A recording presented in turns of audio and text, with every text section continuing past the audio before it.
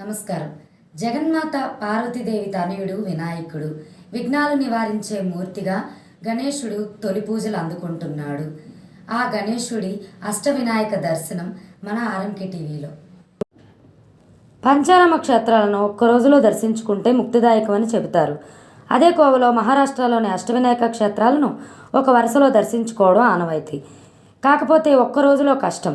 సరిగ్గా ప్రణాళిక వేసుకుంటే 2 రోజుల్లో అన్ని చోట్లకు వెళ్ళవచ్చు.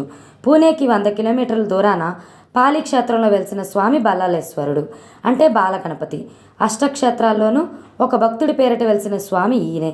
బళ్ళారి అనే పరమభక్తుడి భక్తికి మెచ్చి ప్రత్యక్షమైన గణపతి అతని పేరుతోనే ఈ గ్రామంలో వెలిశాడని స్థల పురాణం.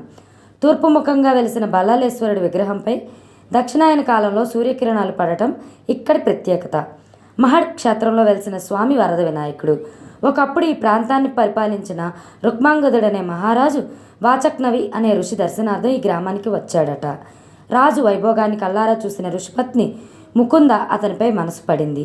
రాజు అందుకు ఒప్పుకోకుండా అక్కడి నుంచి వెళ్ళిపోగా అదే అదునుగా ఇంద్రుడు రుక్మాంగదుడి రూపంలో ముకుంద దగ్గరికి వచ్చాడట.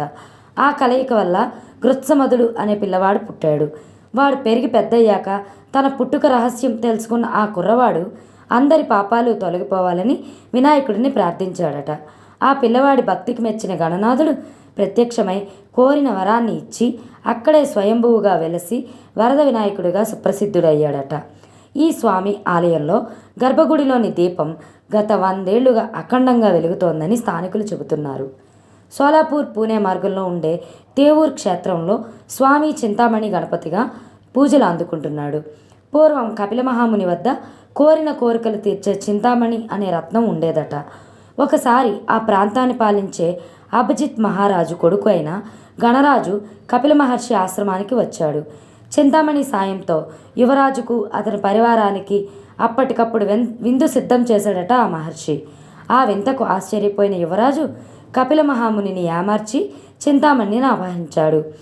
అప్పుడు కపిల మహాముని వినాయకుడిని ప్రార్థించి ఆ మణిని తిరిగి పొందాడని, గణరాజును చంపి ఆ మణిని తెచ్చిన గణపతిని చింతామణి గణపతిగా ప్రసిద్ధి చెందాడని స్థల పురాణం చెబుతోంది. పూణే జిల్లా బారామతి తాలూకాలోని మోర్గావ్ గ్రామంలో వెలిసిన వినాయకుడు మూషిక వాహనంపై కాకుండా మయూరాన్ని ఆసనంగా చేసుకుని ఉండటం ఈ క్షేత్రానికి ప్రత్యేకత. ఒకప్పుడు సింధూరాసురుడు అనే రాక్షసుడు ఈ ప్రాంత ప్రజలను తీవ్రంగా హింసించేవాడట. దీంతో మునులు దేవతలు వేడుకోగా వినాయకుడు తన తమ్ముడి వాహనాన్ని అధిష్ఠించి భువికి వచ్చి ఆ రాక్షసుని మట్టుపెట్టాడట. అందుకే ఈ గణేశుని మయూరేశ్వరుడు, మోరేశ్వర్ అని పిలుస్తుంటారు. అసుర సంహారం గావించిన స్వామి కాబట్టి ఈ క్షేత్రంలో వినాయక చవితితో పాటు విజయదశమి వేడుకలను కూడా అత్యంత వైభవంగా జరిపిస్తారు. పూర్వం మధుకైటబులు అనే రాక్షసులతో శ్రీ మహావిష్ణువు యుద్ధం చేస్తూ వినాయకుని సహాయం కోరాడట. శ్రీహరి అభ్యర్థన మేరకు రణరంగాన ప్రత్యక్షమయ్యాడట గణపతి. ఆ స్వామి దర్శనంతో విష్ణుమూర్తి రెట్టింపు బలం, వేగం, ఉత్సాహాలతో రాక్షసులను సంహరించాడట. వినాయకుడి సహకారానికి సంతోషించిన విష్ణుమూర్తి తానే స్వయంగా ఈ క్షేత్రంలో గణపతిని ప్రతిష్ఠించాడట. ఈ క్షేత్రంలో స్వామి సిద్ధి బుద్ధి సమేతంగా కొలువై ఉన్నాడు. మిగతా క్షేత్రాల్లోని విగ్రహాలకు భిన్నంగా ఇక్కడ స్వామివారి తొండం కుడివైపుకు తిరిగి ఉంటుంది. సిద్ధి బుద్ధి సమేతంగా పద్మంలో కొలువైన రంజన్గావ్ వినాయకుడు మహాగణాధిపతి. పూర్వం త్రిపురాసురుడు లోకకంటకుడిగా మారితే శివుడు అతడితో యుద్ధానికి దిగి ఓడిపోయాడు. అప్పుడు నారద మహర్షి వినాయకుడే స్వయంగా ప్రసాదించిన సంకటమోచన గణపతి స్తోత్రాన్ని శివుడికి తెలిపి ఆ గణనాథుని పూజించి అనుగ్రహం పొందమని చెప్పాడట. అప్పుడు హరుడు విఘ్నాధిపతి అయిన తన కుమారుని తలుచుకొని త్రిపురాసురుడిని సంహరించాడట. తన విజయానికి కారణమైన వినాయకుడి విగ్రహాన్ని శంకరుడే స్వయంగా ఇక్కడ ప్రతిష్ఠించాడని గణేష్ పురాణం చెబుతుంది. ఓజూర్ ప్రాంతంలో ఒకప్పుడు విఘ్నాసురుడనే రాక్షసుడు విధ్వంసం సృష్టించేవాడట. మునుల జప తపాలకు భంగం కలిగించేవాడట.